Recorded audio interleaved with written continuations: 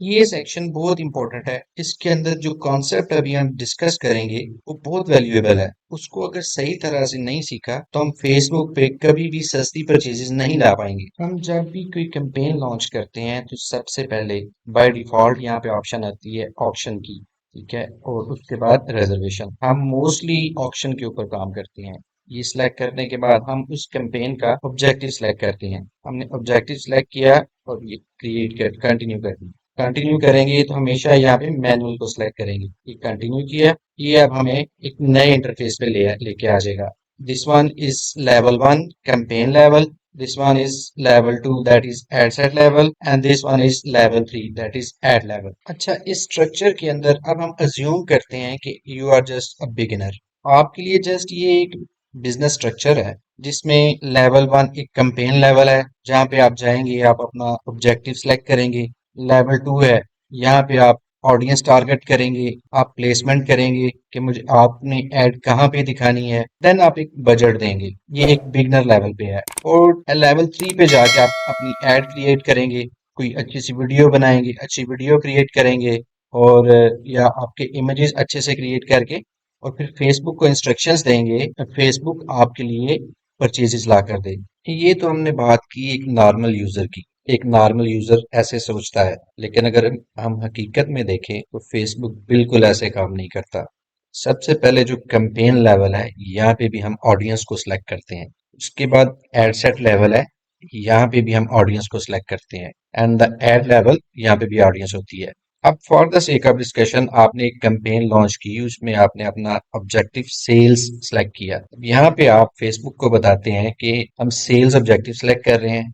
Facebook क्या करेगा, उन लोगों को आपकी एड दिखाएगा जो कि परचेजेस करते हैं। ये जितने कॉन्सेप्ट हैं मैंने फेसबुक अवेयरनेस से लेके उसकी सेल्स तक जितने इसके ऑब्जेक्टिव हैं अपनी प्रीवियस वीडियो में इन डिटेल मैंने एक्सप्लेन किए थे कि ये सारे ऑब्जेक्टिव्स क्या क्या करते हैं। Awareness, traffic, engagement, leads, app promotion. जब आप ये सिलेक्ट करेंगे तो ये कभी भी एक्सपेक्ट ना करें कि आप सेल्स को जनरेट कर पाएंगे। सेल्स को जनरेट करने के लिए आपको सेल्स का ही ऑब्जेक्टिव सिलेक्ट करना पड़ेगा, क्योंकि सेल्स की ऑडियंस प्राइम ऑडियंस है और इसकी लीड भी, इसकी जो कन्वर्जन है वो भी कॉस्टली होती है। उसके बाद आप सिलेक्ट करते हैं जी, एड सेट लेवल पे आते हैं। एड सेट लेवल पे आके आप अपनी ऑडियंस को सिलेक्ट करते हैं। यहाँ पे भी कि आपने कौन सी ऑडियंस है जिसको अपनी एड दिखानी है, और फिर प्लेसमेंट के ऊपर जाके आप ये सिलेक्ट करते हैं कि आपने अपनी एड कहाँ पे दिखानी है। उसके बाद बजट जो है वो डिसाइड होता है। For the sake of discussion हमने कहा कि हम लेदर जैकेट अपनी ऑडियंस को दिखाना चाह रहे हैं। फेसबुक हमारे लिए क्या करेगा, उन लोगों को हमारी एड दिखाएगा जो कि लेदर जैकेट में इंटरेस्टेड है। अच्छा, उसके बाद हम आ जाएंगे अपने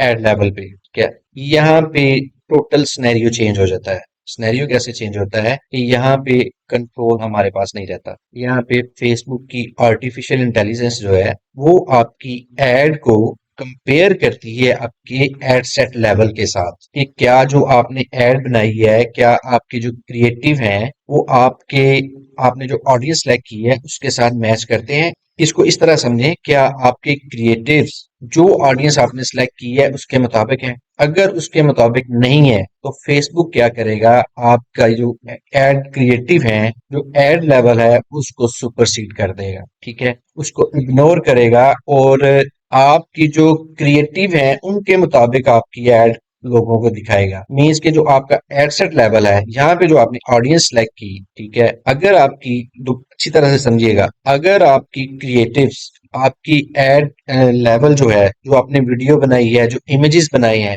वो आपके एज पर standard of ad set level नहीं है, तो फेसबुक क्या करेगा, आपके एड सेट लेवल पे जो ऑडियंस है उनको वो एड नहीं दिखाएगा, बल्कि उन लोगों को दिखाएगा जो कि आपके क्रिएटिव्स के मुताबिक है। ये इंतहाई टेक्निकल चीज है, इसको अंडरस्टैंड करें। वंस आपके क्रिएटिव मींस आपकी एड आपके एड सेट लेवल के साथ मैच कर जाती है, जो फेसबुक की आर्टिफिशियल इंटेलिजेंस है या जो फेसबुक का एल्गोरिथम है, अगर उसके मुताबिक ये सिंक्रोनाइज कर जाती है, देन फिर आपकी सोच है कि वो जो एक आपकी एड है वो आपको परचेजेस कितनी ला के देगी। For the sake of discussion first करें, आपको एक परचेज जो है वो 500 में कॉस्ट करती है। अगर ये दोनों सिंक्रोनाइज हो जाते हैं एक दूसरे में मैच कर जाते हैं, देन आपकी परचेज 180, 200, 150 इसके दरमियान आएगी। तो ये एक फैक्टर बहुत इंपॉर्टेंट है हमारे इस कैंपेन लेवल पे कि हमारे जो क्रिएटिव होने चाहिए और जो हमारा एड सेट लेवल पे हमने जो ऑडियंस सेलेक्ट की है वो बिल्कुल मैच होने चाहिए। ठीक है, ये ना हो कि आपकी वीडियो कुछ बोल रही है, आपकी एड कॉपी कुछ बोल रही है, आपकी हेडलाइन कुछ कह रही है और आपने ऑडियंस को डिफरेंट चूज की हुई है। ये बिल्कुल नहीं होना चाहिए, ये बहुत टेक्निकल है। अगर आप इस चीज को अंडरस्टैंड कर गए तो जो टोटल एड वैल्यू है आप उस पे भी कंट्रोल लेके आ सकते हैं। अब हम इस पूरे जो स्ट्रक्चर है इसको एक डिफरेंट एंगल से अंडरस्टैंड करने की कोशिश करते हैं। देखिए जी, बेसिकली इसके जो तीन लेवल हैं, campaign level, add set level और एड लेवल। जो कैंपेन लेवल है वो एक बॉस या एक लीडर की तरह ट्रीट करता है, जो आपको एक ऑब्जेक्टिव देता है। वो कहता है जी मुझे सेल्स चाहिए। ठीक है, और बॉस कभी भी चेंज नहीं होता, वो एक ही रहता है। ठीक है, इस केस के अंदर इस सिनेरियो में हमने कहा जो हमारा कैंपेन लेवल है वो हमारा बॉस है। उसने हमें एक ऑब्जेक्टिव दे दिया कि भाई ये मेरी प्रोडक्ट है, मुझे इसकी सेल्स चाहिए। उसने इंस्ट्रक्शंस दी अपने एड सेट लेवल पे। एड सेट लेवल को हम एज ए मैनेजर कंसिडर करते हैं। एक बॉस के नीचे दो मैनेजर भी हो सकते हैं, तीन मैनेजर भी हो सकते हैं। इट मींस हम दो एड सेट भी बना सकते हैं, तीन एड सेट भी बना सकते हैं। जब आप चीजों को इस तरह लेके अंडरस्टैंड करेंगे तो आपका कॉन्सेप्ट बेहतर तरीके से क्लियर होगा। मैनेजर क्या करता है, मैनेजर जो है वो डिफरेंट ऑडियंस चूज करता है। ठीक है, और डिफरेंट प्लेसमेंट चूज करता है कि मुझे कौन सी ऑडियंस को ये प्रोडक्ट सेल करनी है और कहाँ पे करनी है। अब वो मैनेजर जो है उस मैनेजर के नीचे डिफरेंट सेल्समैन होते हैं। मेन काम आपका कोई भी ऑर्गेनाइजेशन है उसमें जो मेन काम है सेल्स के अंदर उसके सेल्समैन करते हैं। हम एड लेवल को एज ए सेल्समैन कंसिडर करते हैं और एक मैनेजर के नीचे एक से ज्यादा सेल्समैन काम कर सकते हैं। इस कॉन्सेप्ट को अंडरस्टैंड करें कि हमारा एक बॉस है, बॉस ने इंस्ट्रक्शंस दी मुझे सेल्स चाहिए, उसने इंस्ट्रक्शंस दी अपने मैनेजर्स को, मैनेजर्स ने अपना उसको सारा कंपाइल किया कि मुझे कौन सी ऑडियंस को वो प्रोडक्ट सेल करनी है और कहाँ पे करनी है और कितने पैसों में करनी है। वो इंस्ट्रक्शंस उसने पास की अपने सेल्समैन को।